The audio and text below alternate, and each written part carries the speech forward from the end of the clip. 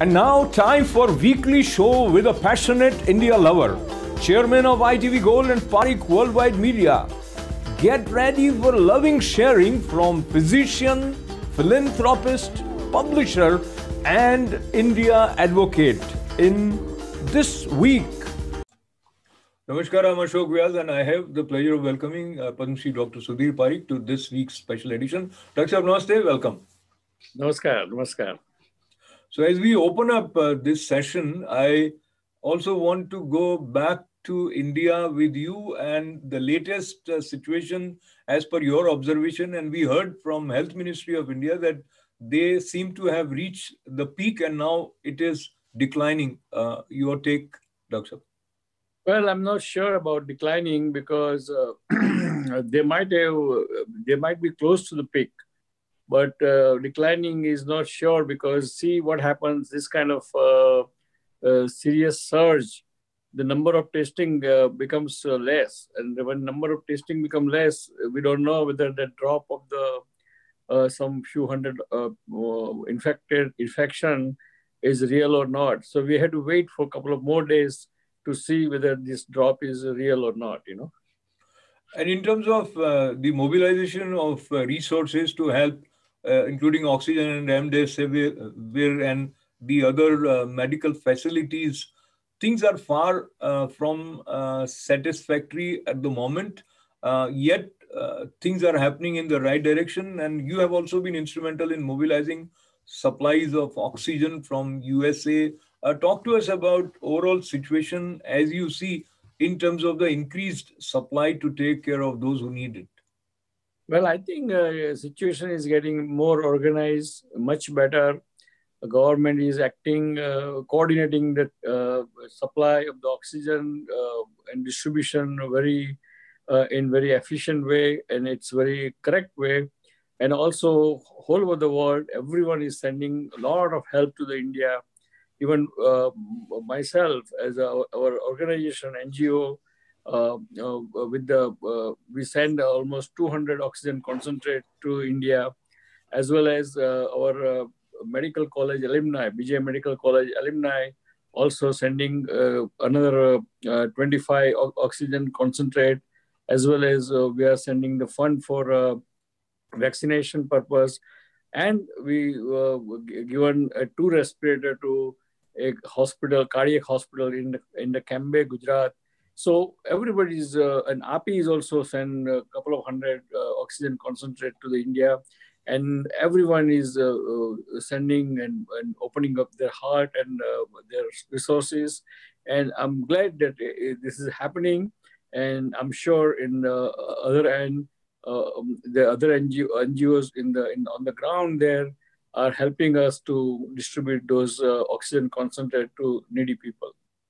And in this context, people are praising the openness and humility on the part of Indian government to have sought help from several quarters, including UK. There has been another conversation between Prime Minister Modi and his counterpart in UK, and Johnson has said that this is a new era of cooperation and relationship with India after his virtual summit with India. Do you see this as a significant development at this point? Oh yeah, it is significant development because this is the calamity of the century, and it's a crisis of century. And glad to see that all the countries, including USA, European countries, as well as Japan, even China, Russia, all are very willing to help the India to combat this second surge, which is very dangerous. It's very horrifying. It's very lethal.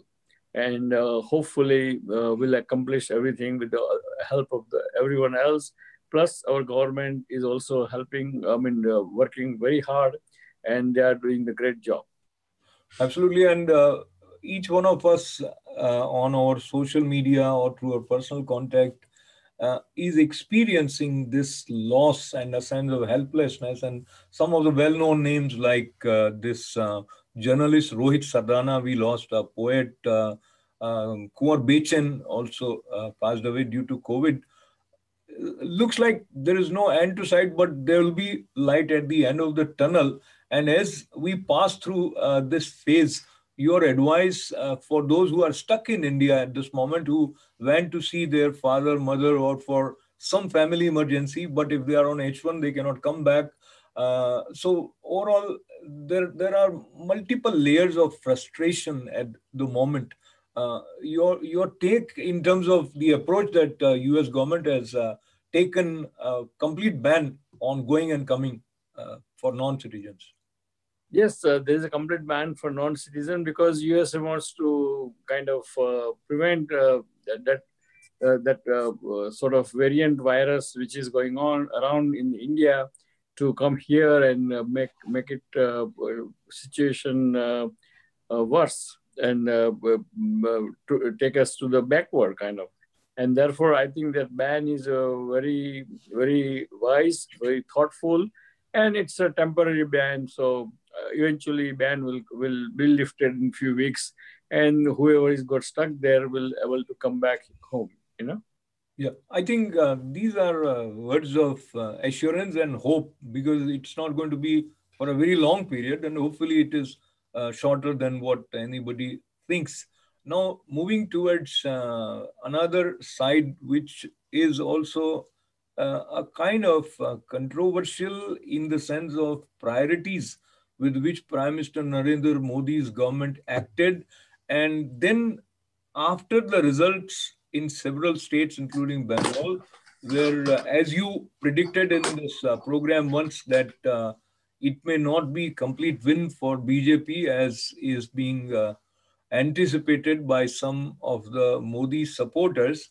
And there are more seats for the TMC, but post-election results, there has been violence. And yesterday, the count was 11 people lost their lives, and these are the BJP supporters, or their shops are being looted, etc. So there is a sense of lawlessness as well as helplessness, especially among Hindu community members and those who supported BJP.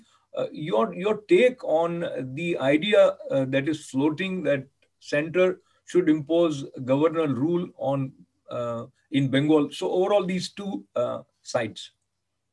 Well, I mean, all the violence are condemnable. It's deplorable. No violence has no place in the civilized society, and those who are responsible for that should be prosecuted, should be punished at the fullest strength of the judicial rules and regulations. About governor's rule, I think we don't know, because there are so many. It's a very complicated decision or situation. So let central government decides in their wisdom whether governor's rule can be possible, or can be done, or cannot done. So that's their kind of privy, and we hope that everything can resolve, no violence. Everyone should go back to normal. Elections are over. Results are.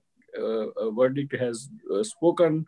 And whatever verdict is, whether we like it or not, we have to follow in democracy whatever verdict comes, and we move forward. So coming back to the second surge of COVID-19 in India and multiple mutants, so there are some people looking at possible conspiracy against India, and some people are floating the theory that it is probably the start of a chemical war. We don't know, but as a physician, do you see that it is possible? Because they come with the observation that it hasn't happened in Bangladesh or Pakistan, or this is focused especially in India, and there could be multiple reasons. But as a physician, how do you see that? No, I think no.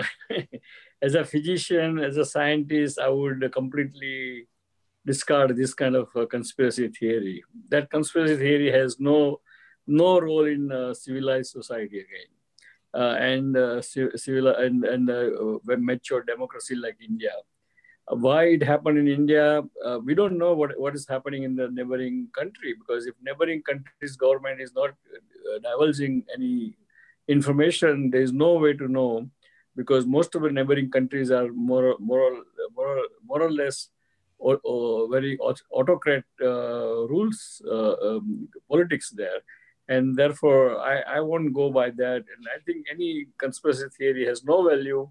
I think it's a mutant virus came, and we got caught little napping, in a sense that we dropped our guards, and we started opened up very fast and soon, and we try. I mean, we gathered together in a big crowd, and there is no vaccination. So only way to resolve this pandemic is to vaccinate at least 80% of the population. If you do not do that, then this kind of surge will keep coming in near future. So hopefully we move in the right direction, but these are very painful days, and there are a lot of challenges around the corner.